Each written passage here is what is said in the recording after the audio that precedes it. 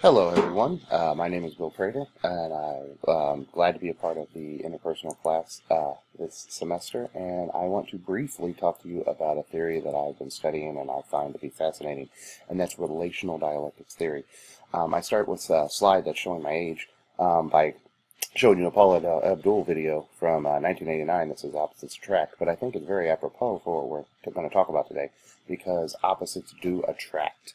And there's this theory, do people who are different in so many different ways, do they really actually attract? Because we've also heard things like birds of a feather flock together. And so the question becomes, which is it? And relational dialectic theory kind of deals with that a little bit, and kind of shows us that both are actually true. The creators of the theory are Leslie A. Baxter, who is done phenomenal work. You've probably seen a video of her talking about her theory, and she currently works at the University of Iowa dealing with relationships, along with Miss Barbara M. Montgomery, who has left the communication field to some extent. She's done a bunch of work on relationships and is now an administrator at Colorado State, in Pueblo. So let me start with a brief definition. Dialectical theory is that tensions are inevitable and part of relationships, and we spend so much things talking about the harmonious parts of relationships and how to make things harmonious that we don't always spend a lot of time on the contradiction level. And the dialectic theory wants to talk about the contradiction level of things and how things go back and forth. It's kind of like the yin and the yang. You've heard about the yin and the yang. Two halves that make a whole, two parts that make a whole. I fit what you fit, and they fit what they fit. And that's kind of what we're looking at here with relational dialectic theory.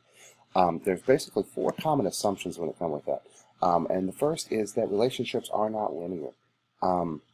They don't go in a straight line. They're much more, unfortunately, for some of you, like the second diagram over here on the right. They go back and forth, and we have to be able to deal with that going back and forth. Second, that they're characterized by change. Things are always going. We learn theories like uncertainty reduction, basically where you're trying to reduce the anxiety by anticipating what the other person say, but there are times that's just not going to happen, and things are going to change, and it's going to take us down a different path. And relational dialectic theory kind of helps us deal with that a little bit better. Third is that contradiction is the key component of relationships. There's going to be two opposites, and you have to deal with these contradictions, whether it be autonomy versus the relationship dynamic, whether it's how open or how closed we are in a relationship, whether it's how much of our culture goes in versus how much of our culture doesn't. These are things that we must deal with and we have to consider, and that's where contradiction comes in. And lastly, that it's communication. We have to communicate. We can't make some sort of motion, make some sort of nonverbal communication and think that our partner will get it, because that's terrible encoding and it leaves bad decoding. So we have to initiate communication in order to be a part of that. There are basically four dialectical threads. One, that contradiction drives change. There are times when it's okay to be completely different, and there's times it's okay to be completely same. But if we're going to change, if I believe exactly as you believe, because we have the same goal orientation, then no big deal. I mean, it is what it is, but we're never going to be a different person, and there are times we need to be a different person, and these contradictions are what drives that. Second, that change is the understanding that there is stability and that we have to be flexible about it. We have to be able to change. There is a stability that goes along with it, that things are currently stable if we need to enact that change. Third is the praxis, and I'm going to spend a lot of time with the praxis here in just a second, but praxis is the fact that I act upon you and you act upon me. When I do something, it affects you, and when you do something, it affects me, and vice versa, and we have to understand that this give and take does happen. And then lastly is the totality of the entire thing. We have to look at the entire set of utterances. Typically, utterances are taken one after the other or as a sequence of events, but we need to look at them in their entirety to be able to process relationships, because relationships are ever-changing. They're not going to change. I mean, they're ever-changing, they're going to change, and they're not going to stop, so we have to continue to look at them. So basically, there's 8 ways we can deal with praxis, and there are 8 different ways in which we become who we become. First is denial. We can deny the presence of a contradiction. We can just say it's not there, I don't believe it, I don't see the contradiction, and just type of avoid the situation. Obviously not extremely effective, because if there truly is a contradiction, which will exist, it's never going to go away. Second, deals with disorientation. And it's almost this fatalistic view of contradiction. I know contradiction is going to come up, and as soon as it does, I'm done. I'm out. I don't know what I'm doing. You've dealt with situations like this before. You may have done this in your own situation. You expect the bad, you expect the worst, and then when it happens, you have that aha, it happened. Now, not going to do it anymore. Third is spiraling inversion, and I have the picture of the calendar here because it's taking times in relationships where you actually schedule events to deal with contradiction. I'll use one really common contradiction, and that's autonomy versus the relationship dynamic of when we should be together. You'll hear things like having a Tuesday night date night. Typically, this comes about with relationships with a husband and wife where they have kids, and the kids take up the majority of their time, which granted they should. But they schedule time for themselves to get away.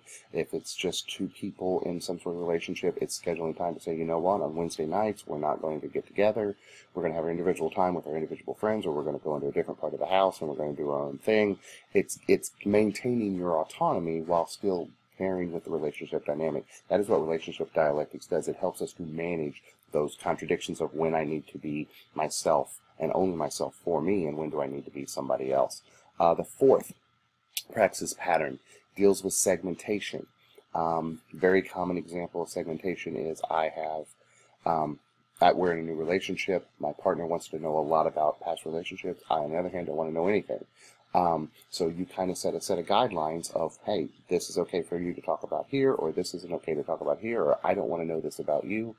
It seems a little standoffish, and that's where the contradiction comes in. But by setting these guidelines, you don't violate the principles of the other person, and you set very common standard guidelines to guide the relationship through. The fifth one is balance. You realize that there are contradictions, and you balance that the relationship goal may very well go against your individual goal, and you find a way to balance the two together. Integration, and I use the family time because this is perfect. I think this is one part of our society we've lost a lot of, is the family together time. But in integration, you integrate everybody together. There are contradictions, there's still opposites, but there's time where we can celebrate. I use this because this is a great time where everybody get together for the relationship, or in this case more of a group dynamic. But what happens at family dinner time? You share the thoughts of the day. You talk about the thoughts of the day. And you get to celebrate your own individuality within the group setting. A beautiful autonomy activity that allows for that. The seventh praxis would be recalibration. And it's taking the opposing forces and making them together. I'm single, you're single, let's be single together. It's kind of silly and it's kind of humorous, but it puts together the idea that we can't have opposing forces, but they are this, we can admit they're opposing, but we can kind of assume them together and try to incorporate them. The last one would be reaffirmation. You know what? I have this goal, and this is part of the, it's not a part of our relationship goal, and it's a different goal from you, but it's important to me, and vice versa. And we're going to celebrate that we can still have our differences, and it does not have to harm the relationship in one way or another. Very, very quickly, I want to talk about a couple of strengths, one strength and one weakness. One strength would be that we look at relationships in a whole new way. That's why I put the whole new world here. We don't look at just individual. We realize that the relationship is constantly ongoing. The goals are constantly changing, as the textbook has taught us. And so we reconcile that. We come together and we look at things in an entire new way, and understand that the relationship is going to constantly evolve, and we be prepared for that in a better manner. A weakness, I think, of this theory is the fact that we really focus on the adults and what's already happened. I teach teenagers, I coach teenagers, and this is the time where we're training them for life. And I think it's a great time to teach them to be communicators as well. It's what I do on the Speech of 18. I think this is a perfect time to teach them that.